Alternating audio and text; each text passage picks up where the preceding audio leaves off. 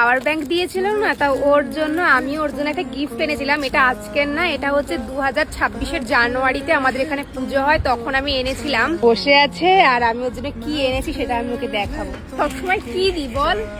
আমাকে সবসময় দি রাধা কৃষ্ণই দি। কেন দি? কেন?